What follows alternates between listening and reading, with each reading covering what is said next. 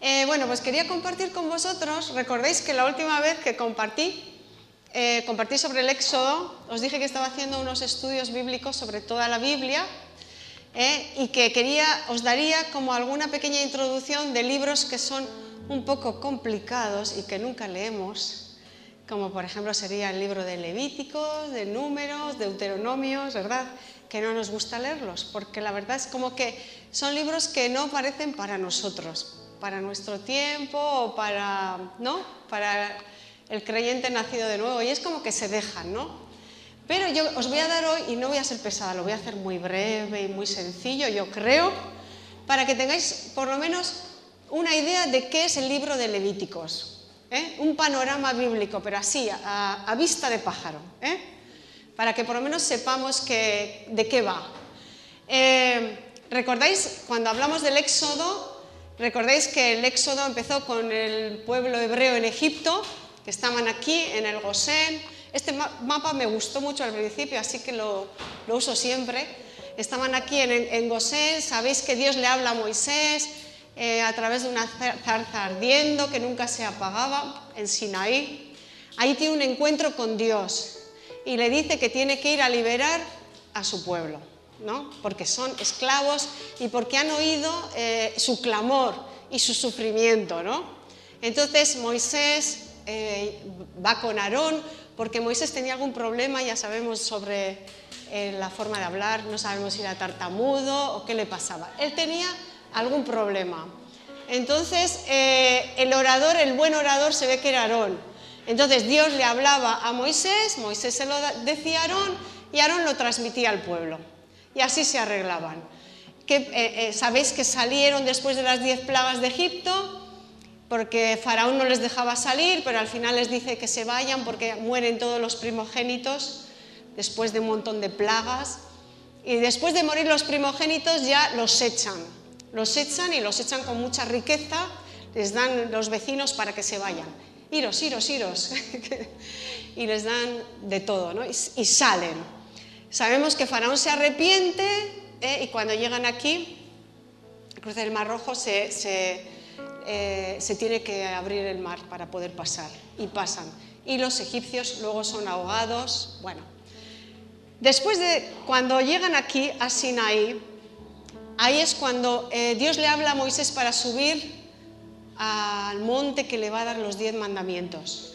Recordáis que os lo compartí, que claro, el pueblo había sido liberado de Egipto, pero como compartimos, Egipto no había sido liberado de su corazón. Ellos seguían siendo esclavos. Aunque eran libres, seguían siendo esclavos, seguían teniendo la mentalidad de esclavos y seguía estando Egipto dentro de ellos, ¿no? Y cuando Moisés sube al monte, porque Dios le da las tablas, cuando baja, que son 40 días, el pueblo se ha desesperado y se ha hecho un becerro de oro para adorarle, porque al final estaban acostumbrados a la idolatría de Egipto y querían algo para ver. Decían, ¿qué le habrá pasado a este Moisés? Se habrá muerto y nosotros nos quedamos aquí solos, sin líder. Haznos, Aarón, haznos un becerro. Y sabéis que cogieron todas las alhajas de oro que llevaban, las fundieron y salió un becerro, ¿no? Para adorar. Cuando le preguntan a Aarón, yo, ¿verdad? Fundí el oro y salió un becerro. Salió el becerro. Claro, entonces ahí es cuando ya dice Moisés, pero este pueblo, ¿dónde voy a ir con este pueblo, no? Se arrepienten y dicen, no, vamos a seguir a Dios de verdad, vamos a seguir de corazón, y hacen un pacto con Dios, ¿no? Entonces es cuando aquí se tiran como casi 2 años, un año, casi 18 meses, se tiran ahí, porque claro, salieron esclavos, eran pueblo pero no eran nación, y Dios quería hacer una nación de ese pueblo, y una nación necesita tener reglamentos, necesita leyes, ¿verdad? Necesita un orden, porque si no eso sería una anarquía total, cada uno haría lo que le diese la gana y así no se podría vivir, ¿no? Entonces ahí es cuando se pasa mucho tiempo y Dios le habla a Moisés todo lo que quiere que enseñe a ese pueblo. Y esto pasa aquí en el monte Sinaí. Porque ellos, la verdad que el recorrido para entrar a la tierra prometida era muy corto, lo podían haber hecho en muy poco tiempo. Lo que ellos no sabían es que por su rebeldía y su cabezonería se iban a pasar 40 años, pero Dios lo sabía. Dios ya sabía todo, sabía cómo iban a ser, cómo iban a responder y lo que esperaba, ¿no? Entonces, aquí están ahora, en el monte Sinaí. Pasamos y ahora vamos a hablar del libro de Levítico, que es en realidad el libro se titula Y Dios habló, porque los hebreos son muy sencillos, muy sencillos. Ponen el título como empieza el libro, Génesis. ¿Cómo empieza Génesis? En el principio. Pues en el principio se titulaba ese libro. Después, cuando hicieron la traducción al griego, la Septuaginta, ahí es donde les pusieron títulos nuevos. Y entonces a este le pusieron el libro de Levítico. ¿Por qué? Simplemente porque era el manual de los levitas. Era un manual, simplemente. Por eso se llama el libro de Levíticos, pero en realidad se titula Y Dios habló o Dios llamó, porque Dios le llama a Moisés para hablarle. Pasamos. ¿Recordáis que lo primero, que cuando paran ahí en el monte Sinaí, lo primero que construyeron fue el tabernáculo? Lo primero. ¿Por qué? Porque iba a ser el centro de Israel, del pueblo de Israel. El centro iba a ser la adoración a Dios. Entonces construyeron el tabernáculo, que ya dijimos que era como una iglesia portátil, que se la llevaban caminando, cuando tenían que irse a otro sitio, la llevaban, lo desmontaban todo. Esto eran pieles de cabra, ya lo vimos la última vez cómo era el mobiliario y cómo se construyó, así que no vamos a hablar de eso. Pero todo era portátil y se llevaba donde tenían que ir. Y luego las tiendas, todas en una organización perfecta. ¿Sabéis que había una nube que les guiaba y una columna de fuego de noche? Cada hebreo, cuando se levantaba y salía de su tienda, ya lo dijimos, miraba a ver si la nube seguía allí. Porque si la nube no estaba allí, se tenían que mover y trasladarse a otro sitio. Y los que se movían primero eran los levitas. Los levitas desmontaban todo, y ellos iban los primeros hasta donde la nube se detenía. Donde la nube se detenía, montaban todo, la iglesia portátil, el tabernáculo, y después ya iban todo el pueblo, todos los demás, y se instalaban como había sido ordenado, con una orden, o sea, con orden, sí, muy impresionante. Pasamos. Aquí se ven, pues, los levitas, su dedicación era el cuidado del templo y los cultos religiosos y las ofrendas. De eso se encargaban. Todo el día tenían que estar cuidando del templo y de todos los cultos, de todas las ordenanzas que se les había dado. ¿Sabéis que después, cuando entran en la tierra prometida, los levitas, que son de la tribu de Leví, son los únicos que no heredan tierra? Ninguna tierra, todo el territorio es repartido entre las 11 tribus, menos los levitas. Ellos no reciben nada porque los demás pueblos tenían que cuidarles, que es con los diezmos, les daban los diezmos del grano, los diezmos de los ganados, y ellos vivían así, porque Dios lo estableció así, para que pudiesen cuidar del culto religioso, ¿no? Porque Dios iba a ser el centro de ese pueblo. Pasamos. Bueno, el libro de Levíticos es práctico porque señala la manera en que el israelita podía acercarse a un Dios santo y mantener la comunión con él. Es un libro práctico, de leyes muy prácticas, cómo tenían que hacer esto, cómo tenían que hacer lo otro, cómo tenían que... Daros cuenta que era un pueblo pecador relacionándose con un Dios que era santo. ¿Entendéis? O sea, es como, no sé cómo explicar, como algo muy puro y muy limpio, y algo muy inmundo y muy sucio.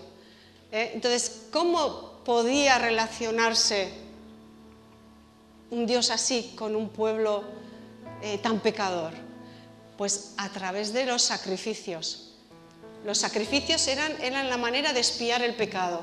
Era como, en vez de pagar tú, paga un animal por ti, ¿no? Y entonces tú puedes, como tú no sabes a veces ni lo que has pecado, porque no lo sabes, a veces son pecados conscientes y a veces son pecados que ni sabes que has pecado, ¿verdad? Pues es una manera de que siempre pudieses estar a cuentas con Dios, ¿no? De esa manera, de esa manera. Era un poco así prehistórico, pero era así. Y mantener la comunión con Dios. El israelita sabía que cuando se mataba ese animal, era como que había pagado por él su culpa y entonces él podía acercarse a Dios. Podía acercarse, ¿no? Legal, porque incluye un gran número de leyes religiosas y civiles para la vida del pueblo escogido. Daros cuenta que tenía que haber leyes para todo. O sea, por ejemplo, un vecino le quita la gallina al otro vecino. Podía ir y matarle, ¿no? Por quitarle la gallina. Pues se registraba toda la vida legal, ¿no? De cómo resolver todos los asuntos, cualquier asunto que pasase, todo. Entonces era como, ¿cómo se diría allí? El libro de leyes. Aquí también se dice así, el código, como un código penal. Era sanitario, porque incluyen una detallada enseñanza de hábitos de higiene que preservarán la salud en el desierto. Por ejemplo, en la cuarentena. Daros cuenta que eran como 2 millones de personas que iban por el desierto, que eso podía ser una cerdada impresionante. Porque tú imagínate 2 millones de personas yendo al WC. Pues todo estaba con unas normas sanitarias impresionantes. Por ejemplo, si se caía un animal muerto a una cazuela, si tú tocabas un animal muerto, si te salían unas manchas, todo tenía que pasar. El sumo sacerdote era como el juez que decía si tú podías, por ejemplo, a mí me salían unas llagas. Yo me tenía que presentar al sumo sacerdote y él me decía si yo tenía que salir del campamento para no contagiar a los demás, hasta que yo me curase. Y cuando él veía que yo ya estaba bien, me incorporaba a la vida del pueblo. O sea, eran unas reglas sanitarias súper estrictas, pero es que si no habrían podido sobrevivir. Por ejemplo, la cuarentena, que ahora hemos oído tanto, ¿verdad?, de la cuarentena es Dios el que se lo da a Moisés. Tenía que estar 40 días fuera del pueblo cuando alguien estaba enfermo. La mujer, cuando daba luz, la cuarentena que nos ponen viene de ahí.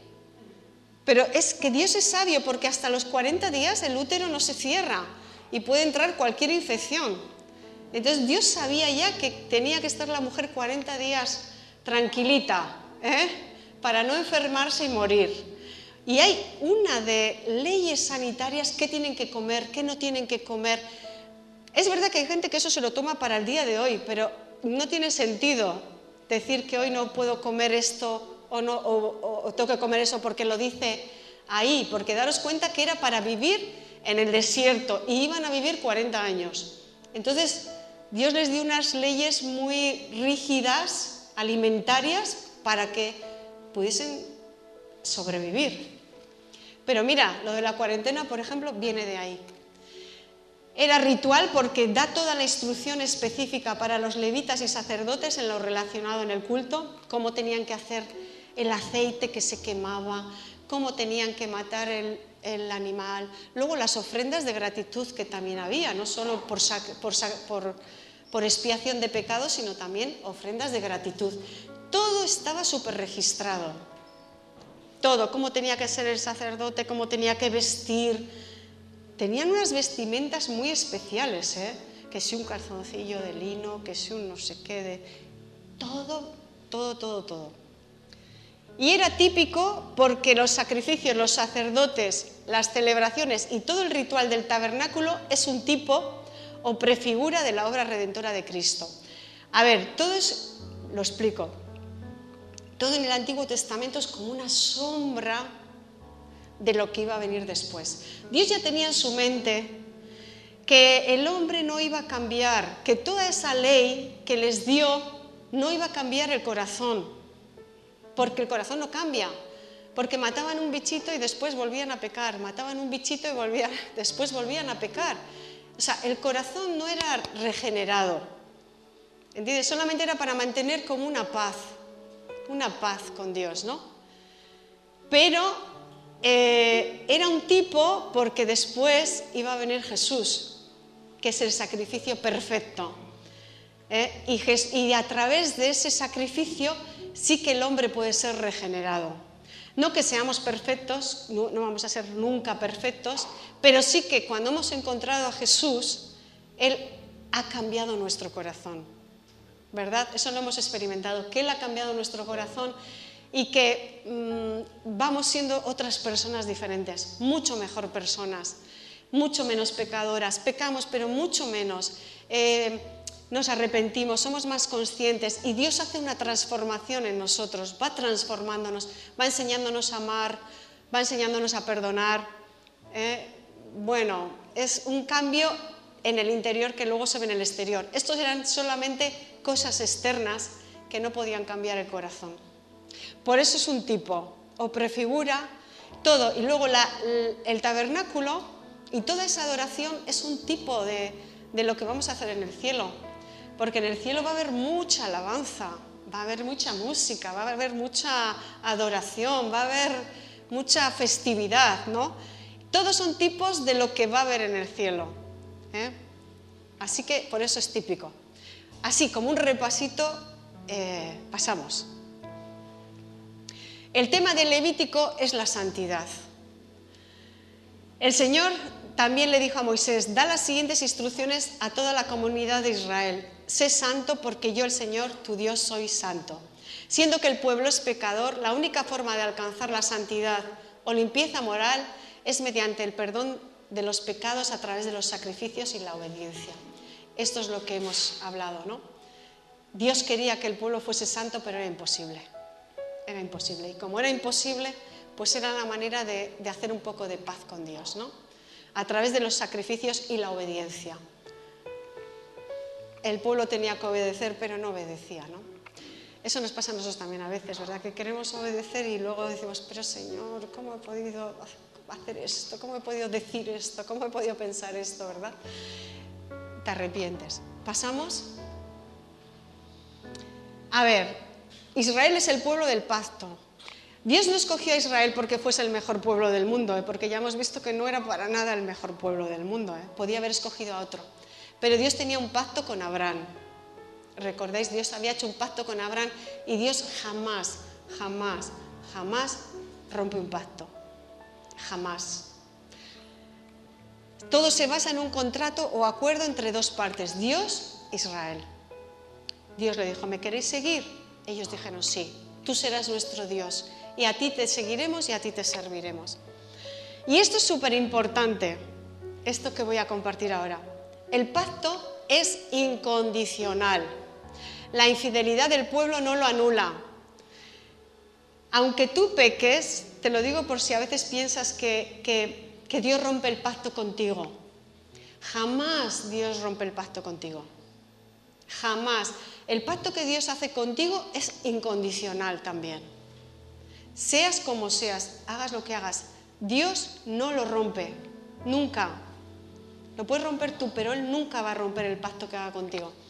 Pero las bendiciones del pacto son condicionales, porque para recibir las ventajas de las bendiciones se requiere de obediencia.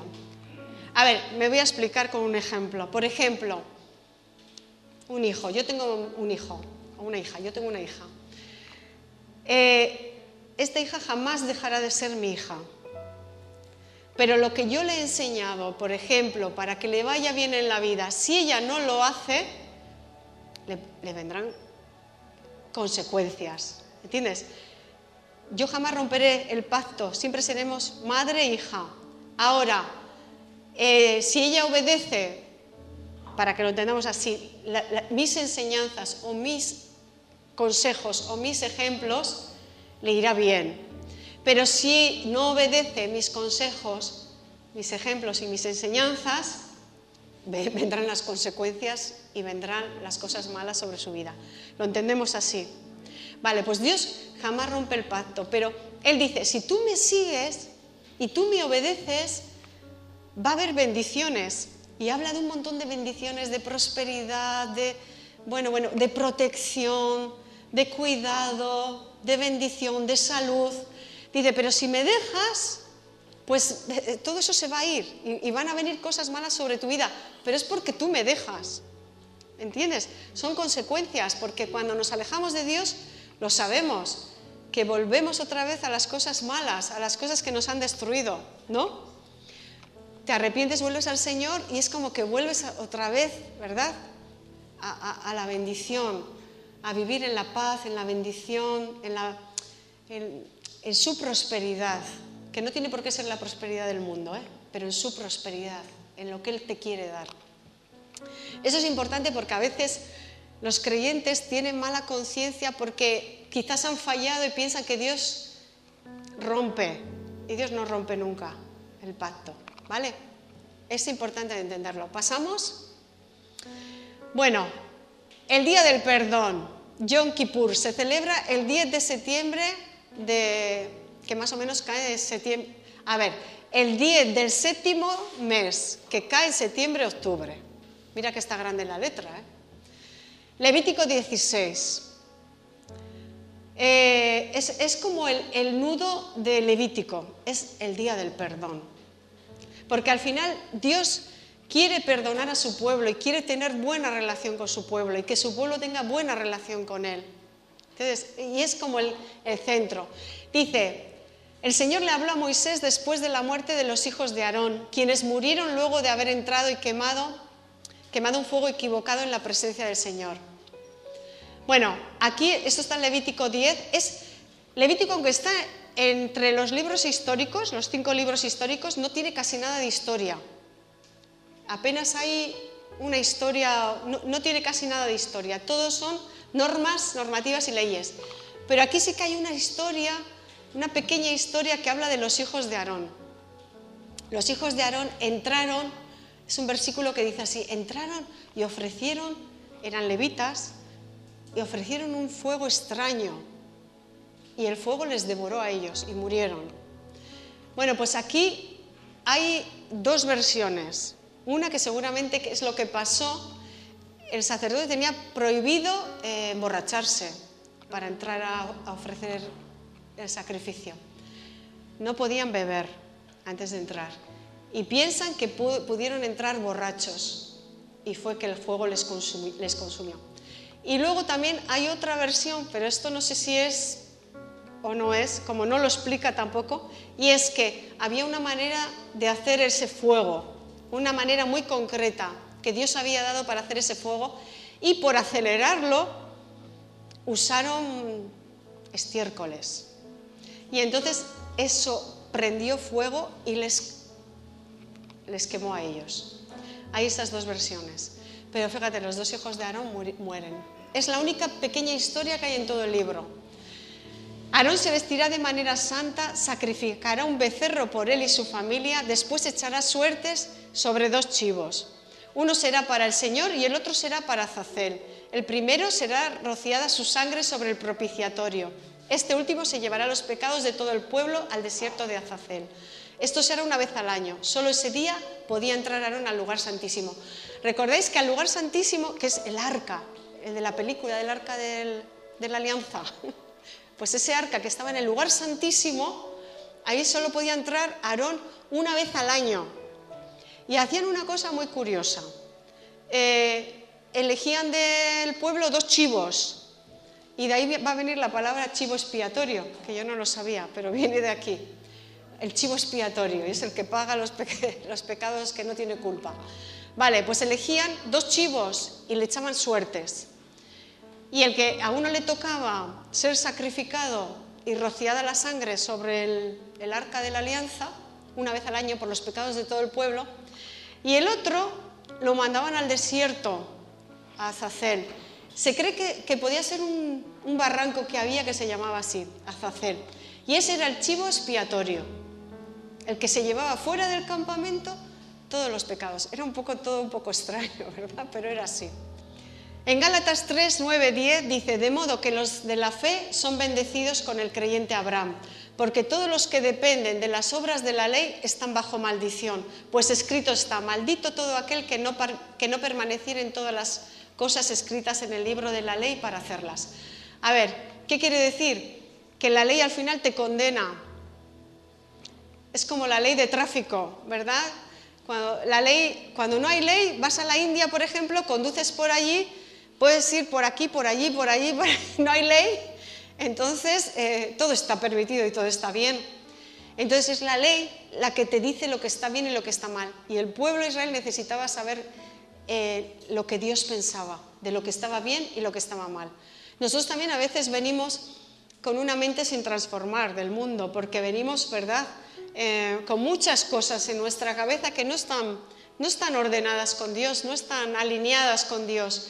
Y Dios nos tiene que ir cambiando, ¿verdad?, poco a poco, decir, esto no está bien, esto tampoco, ¿verdad?, tengo que irlo cambiando. Pues la ley mostraba lo que era bueno y lo que era malo. ¿Qué dice?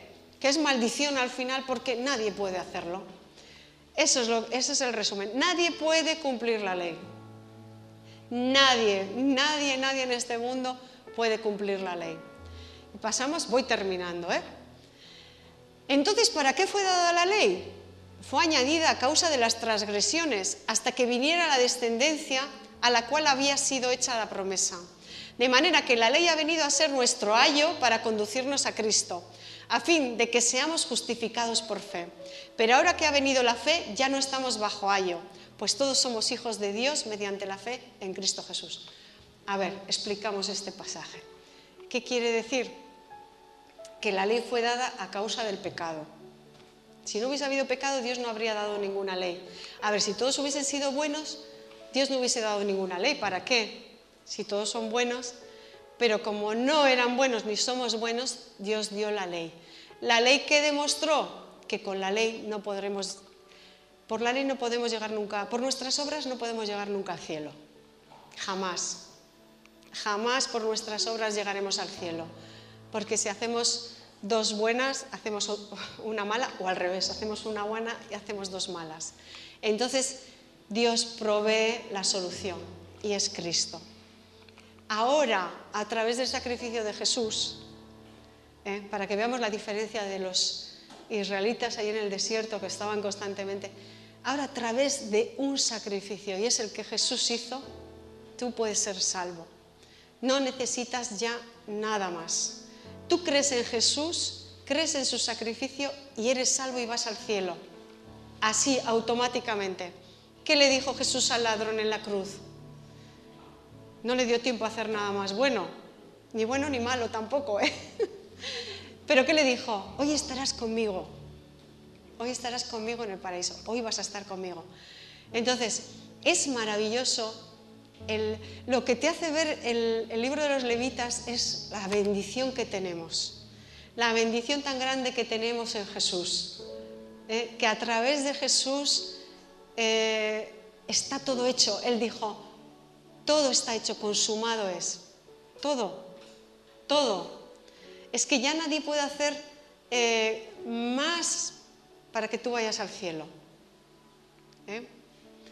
Entonces, que podamos tener una conciencia limpia, porque cuando tú vas a Jesús y le aceptas como tu Señor y le das tu vida, no quiere decir que seas perfecto ni que vas a ser perfecto en un tiempo, porque Pablo, que decía, no que lo haya conseguido ya, y eso que era el apóstol, pero prosigo al blanco, ¿verdad? Prosigo, siendo transformados poco a poco. Dios nos va cambiando, Dios nos va transformando y Dios nos va haciendo más a su imagen, más como fue el diseño primero, ¿verdad?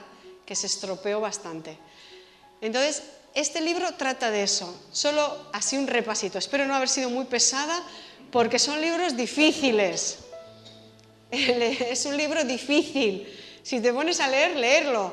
O sea, hay cosas además muy graciosas, que si tenías que salir con el palo a hacer fuera del campamento, lo tenías que tapar. De hecho, dicen que pasaban pueblos por el desierto y lo dejaban, o por donde pasaban lo dejaban todo hecho un horror. Pero ellos no, porque tenían unas medidas higiénicas sanitarias impresionantes. Impresionantes. Pues esto es, que tenemos a Jesús ahora. que todo es mucho más fácil.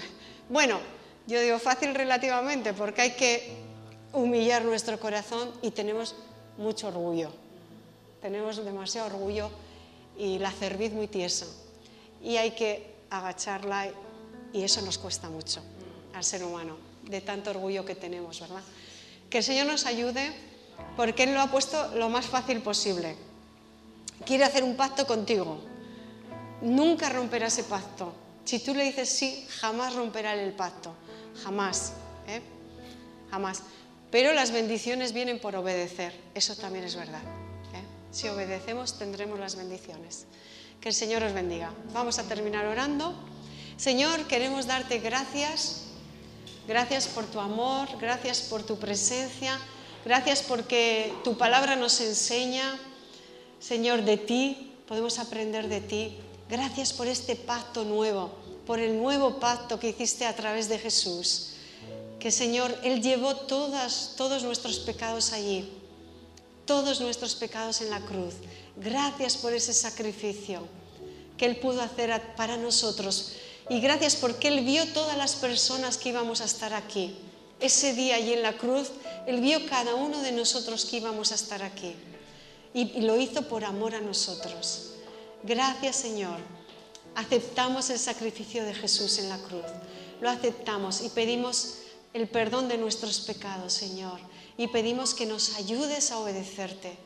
Gracias en el nombre de Jesús. Amén y amén.